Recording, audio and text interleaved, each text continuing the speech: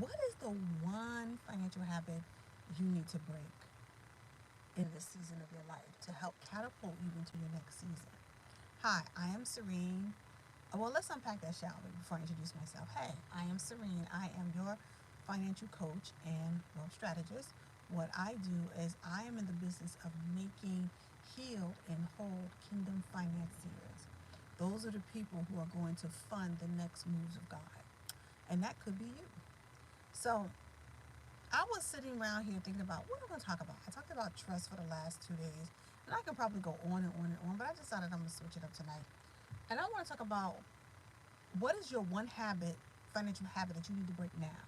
Like, what is the one bad financial habit, I'll say that you've had that you need to break? Um, I'll tell you my one financial habit that I needed to, that in order to catapult me into my next season, I needed to let go of all of my worldly knowledge around money. That's right. I needed to let it go. And when I say let it go, I didn't like not use it. I just didn't rely so heavily on it. So let me explain. Back in I say around 2018, um, I had made a commitment and I wanted to get my finances in order. I had just come out of a stint of being without a permanent home. We had just moved into our apartment. And I was like, you know what? I think it's time for me to start like really working on my finances. And this is was back when I wasn't seeking God, because how I ended up talking about finances and healing and things like that was simply because I asked God one very simple question: why are your people so bad with money? And it led me on this journey of healing, wholeness, and becoming a better manager, or becoming better at the whole system of managing money. And I'm gonna talk about that over the next 30 days because I'm on a 30-day challenge. But one of the bad financial habits that I had to get rid of as I'm growing in this challenge. No, when I first started this journey, like I said, I was following someone else. I won't tell you who they are. And um, they were talking about how to get your money in order, things of that nature, and having a plan and all this other stuff. And I did exactly what they told us to do, and I did it. And along the way, I realized I picked up some really worldly habits around money, right? I realized that I had, in that time in my life, I had made my credit score an idol. I mean, I would be on Credit Karma looking at it, fixing it. Every time it dropped 2 points, 10 points, 2 points, I'm in here fussing and, mad at my credit score because it dropped 2 points. But the reality of it all was that that was becoming a bad habit, checking my credit score all the time. Fast forward to trying to save $1,000. Now, I'm not against anybody who's out here trying to save their $1,000, but I just want to say, that um, that was my cousin texting me. I'm sorry. I wanted to say that one of the habits I had, another habit I had to kill, was depending on my own wisdom and knowledge. Now, here's the thing about God. God will allow you to gain knowledge, because the Bible tells us we're supposed to gain wisdom, knowledge, and understanding. And God will call us to gain knowledge about a certain subject. But then He will take what you know, because you need to know how to do certain things. And then what God does is He'll mix it up. He'll tell you to budget, but not budget this way. He'll tell you to save money, but not save it this way. You know what I'm saying? So I got into that habit. And then every time I would save $1,000, something would come along and take the $1,000 out of my hand. I'm talking about immediately. That was another bad habit. My biggest bad habit, right there, and my biggest financial habit, bad habit, was relying on worldly knowledge around finances in a kingdom system, right? I was listening to more gurus than I was listening to God. And that became the habit because that's all I had to rely on. Because even the Bible is full of wisdom around money and how we're supposed to manage money, how we're supposed to do money, how we're supposed to do this thing called money and things of that nature that we don't tend to listen to and or follow, because we're still we're still walking two fine lines. We're in the kingdom. When it comes to everything else about the kingdom, we're in the kingdom. But when it comes to money, we just tend to follow the standard of the world, when sometimes the standard of the world is not what God wants. However, I digress. So my question to you is, what is one bad financial habit you need to get rid of so you can so what I'm sorry, what is the one bad financial habit that you need to get rid of? Right? Is it overspending while eating out? I say, and some people will say, well, over my bad habit is eating out. And what I say to that is, if that's something you need to break, that bad habit, so you can keep more money into your home, how do you plan on breaking that bad habit? For me, in order for me to break the bad habit of listening to the knowledge of the world, I had to surrender my finances over to God. I had to literally make God my chief financial orders, where He gives me my chief financial officer, because He always gives me clear financial orders, so that way I know how to do. I know how to, I know, so I'm not A, so attached to money, and B, I am not so, like, I can see cars zooming by. I'm not so attached to money, and I'm not so attached to this system, because the money system of this world is not designed for us Christians to win it.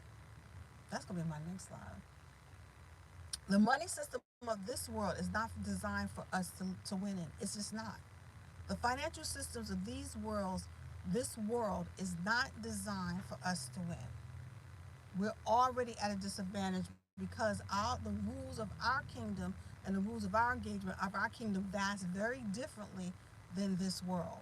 So we're already at a disadvantage. So the habits that you have incurred over time, over seasons, the financial habits you've incurred, you kind of got to let them go now. And you may not. Well, I don't have any bad financial habits. Maybe you don't, and maybe you do. But you don't know if you have bad financial habits unless you measure your habits up against the word. Now you may say, well, I budget my money, I save my money. But are you investing it? Are you causing it to multiply? Are you stingy? That's a bad financial habit that needs to go. A lot of us are stingy. We won't give to the poor. I said, I don't. There's this guy on. I think what is his name? Keon. I think that's his name. He's telling his church that it's not good to give to the poor. That's a bad habit that needs to break. You not giving to the poor could be your bad habit. Your bad habit may not just be eating out. One of your bad habits may be giving to the church, because you're just in the wrong season of your giving. The Bible speaks more about giving to the poor than it does giving to anybody else. You know, the Bible says, I think it's Proverb, no, not Proverbs, Psalms 84, that talks about giving to the church. I'm sorry, not giving to the poor. And all these benefits that come along with giving to the poor. My favorite one is that when you give to the poor, it's like lending to God. And if you know God, God always pays His debts. So that may be another bad habit you need to break, to stop giving to the poor, or stop giving to the churches and start giving to the poor. Where is this thing at when it costs money? Maybe a bad habit that you have is, no, this was a good bad habit I had. One of the bad habits I had is that I would get money, I would get paid, and I would pay all my bills first. Now you'd be like, what? That's a bad habit? It is a bad habit if you're not talking to God about what you're supposed to be doing with your money. It is. Because we get into a mindset around, this is what we do. We get our paychecks, and the first thing we do is like, well, I got to pay these bills, right? But we never ask God, hey, Lord, what do you want me to do with this money? Like this week, I got paid, and I got gas, lights, phone, etc., etc. But you know what? I think I'm going to take a pause for the cause. And I'm going to ask you, what is it that you want me to do with this money? How do you want me to do? What is it that you would like for me to do with this money? Or, Lord, show me where seed time, like what's my seed, what's my bread, things like that. Like I know that this is my, like some of this money is my seed and some of this money is my bread. Well, where do you want me to plant this seed at so you can multiply it?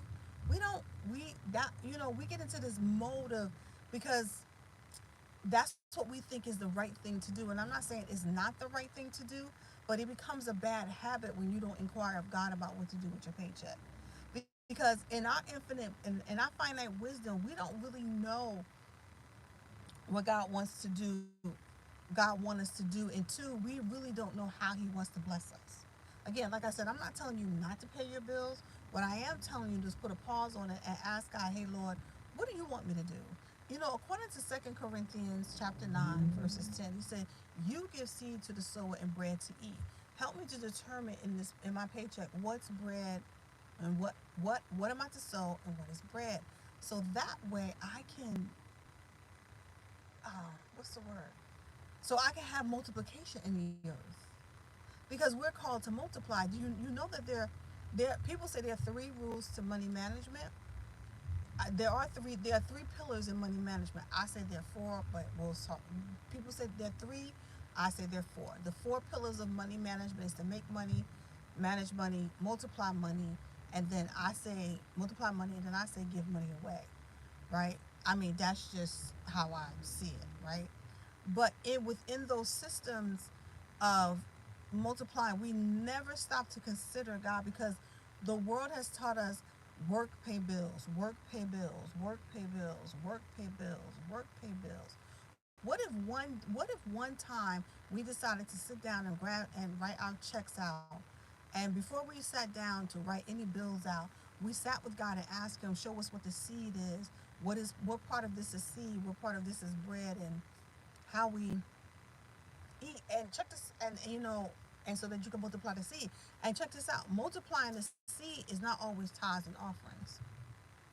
I hate to tell y'all that, but sometimes multiplying the seed is not always tithes and offerings. That could be another bad habit. I'm not talking about your over your or going over your food budget every week because you know everything is on sale and you hungry, or that's a bad habit. You know, not wrangling your spending at grocery stores, not wrangling your spending on um, um, not wrangling your spending. I mean, not reining in your spending when it comes to shopping for clothes, or you always maxing out your credit cards and paying the limit on your credit card. You know, paying the bill, the minimum payment when you are, you know, knee deep in debt. Things like that. I'm not just talking about those bad habits. Those are bad habits within themselves. I'm talking about the deeper bad habits. The bad habits that keep you out of that keeps God out of your relationship, that keeps God out of your keep the bad habits that you have that keep God out of your finances. Those bad habits, the habits that we think we know it all. So since we watch 5 Dave Ramsey videos and 2, I don't know, Susie Orman videos, we think we know about money because we read a book. Those bad habits, those bad habits that tell us that those bad habits that tell us, hey God, do you want me to, you know, they tell you, well, you really need to save, have an emergency fund, and then you have to have an immediate emergency fund, and you have to have a 3 to 6 month emergency fund, and we've never inquired about God. The bad habit, the one bad habit you really need to break is not inquiring of God about what you to do with your finances. That is the one bad habit you need to break. Is not inquiring about God over your finances. That's it. That's the one bad habit you need to break. I don't care about any other bad habit, because we cannot afford to no longer be a people who say we love God and are called according to His purpose to live without His financial wisdom over our finances. We can no longer afford that. We can no longer afford to be a people who don't inquire of God about every dollar we spend. It doesn't, and here's the thing I try to tell, I tell people, I don't try, I tell people, God, it does not matter if you can manage money. It does not matter to God. What matters to God is your capability of being able to obey Him when necessary. Will money become your God? God doesn't, God, okay, let me explain this. God cares more about your heart than He cares about your wallet. There are many people on this planet who have the gift and ability to manage money, but they are mean, they are surly, and their hearts are far away from God. God doesn't want that for you or for your finances. He doesn't want your heart far away from Him. He wants to be a part of the government of the management of the funds and the resources that He's given you. He wants to tell you when to get into the market and when to get out of the market. He wants to say, hey, I need you to, instead of paying your electric bill this month, I need you to give $50 to this person. You know what I'm saying? And you have to be a person willing to trust God to provide for the money that you let go. That's the bad habits we need to break. That is the only bad habit I think we need to break, is not relying and trusting on God to direct our finances. The Bible says, trust in the Lord with all of our heart and lean not until our own understanding. Our own understanding around money is work and pay bills. That is not the life God wants us to live. Our own understanding is around money. As soon as I get my paycheck, let me write off my check. I mean, I used to be one, and I'm not going to sit here and say I've never done that, because I used to be a person that did that. As soon as I would be plotting about what to do with my money. As soon as the paycheck come in, I got this to pay, I got this to pay, I got my food, I got this. I did not learn, I really didn't start really looking at, like, going to God, getting money, when I received money, ask God what He wanted to do, until maybe within the last year. I really start inquiring about Him, like, hey, have this money, because I need, suffice it to say, I'm gonna do a teaching also on seed time, seed and bread as well in this month. But what I wanted to say, that what I'm saying is that I didn't start doing it and started telling my friends to do. I didn't start doing it myself, and I started telling my friends to do it. Every time you get paid, before you pay a bill, take a deep breath and a breather, and sit before the Lord and ask God what is it that He wants you to do. Because we get in such a mode that we are always in this work and pay bill mode, that we don't even get to enjoy our paychecks, because we're in the work and pay bill mode. Well, work gotta pay bills, work gotta pay bills, work gotta pay bills. And that is not the life God designed for you. And if I can get you to drop that one bad habit of just getting your paycheck and just paying bills, and stop you, and then turn that habit around where you're always going to God and asking God what He want you to do, asking Him to separate the seed from the bread for you, so that way you'll and not only separate to show you what's seed and what's bread and where to put the seed at so it can multiply, because you have to understand, when seed goes in the ground, there's seed time and harvest. When seed goes into the ground, there's a harvest that's created, and the harvest is for future events. That's what God taught me. The harvest is for future events, because He said in 2 Corinthians 9 verse 10, He gives seed to the sower and bread to eat, and He is the one that multiplies the seed. The multiplication is what you're after, not the bread. The multiplication is what you're after. The ability to multiply. That is a quintessential money management skill that many of us are missing out on, simply because we have the bad habit of only paying our bills. And that goes, just getting our paycheck and paying bills. That goes beyond paying yourself or giving your 10th to the church or whatever it is that you decide to do. It is about you going before God, the one who knows all things, and giving you supernatural advantage in a system where you technically don't have no advantage over. You don't have an advantage in this system is because you're not relying on the one who gives you the advantage, which is Christ. You're too busy relying on experts, all the experts that tell you. Whatever any expert tells you to do, that's what we rely on. Or we rely on culture, because, my mama worked and paid bills, my daddy worked and paid bills, my auntie, my grandma worked and paid bills, so now I just work and pay bills. You don't take advantage of you do not take advantage of the supernatural advantage you have when you're leaning in with God, and talking to God about What do I do with this seed? This is seed, what I do with it. I remember um, somebody sent me some money, and I said, okay, Lord, I took somebody, I asked God, I said, God, I got this money. Where do you want, where's the seed, and where is the bread? What's the seed and what's the bread? He told me to invest in a course, and I did. Matter of fact, I'm still in the course. The course itself is amazing. It is literally paid for itself based on the wisdom and knowledge I've gained around the subject that's being taught. I mean, the revelation I've been getting about different things, the way God has been showing it and been showing up in revelation, which is far more valuable to me right now than money, because I get to pass that, I get to use that revelation. I don't just study stuff for myself, I study stuff for my clients. So the revelation that's coming to me now based on the course and the what is the word I'm looking for? There is a word I'm looking for. The and the teacher who's teaching this course based on the revelation I'm getting, that thing is so far more valuable to me right now than money right now. And yes, I can use some money. I can use some funds. I ain't gonna sit here and lie and say I can't. But that is how God decided to multiply that thing for me because of revelation.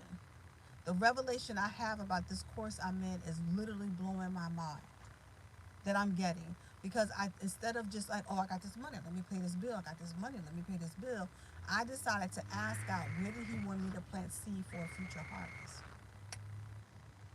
I don't just always eat bread, but you have to have some kind of seed in the ground for a future harvest. Because I know that when this course is done in November, it's going to pay me back in dividends. I mean, in a in a harvest that is, I mean, whew, the harvest alone is going to be worth it. That's what I'm trying to say. That's what I'm trying to say. The harvest is that the money I spent on this course, the harvest alone is going to be well worth it.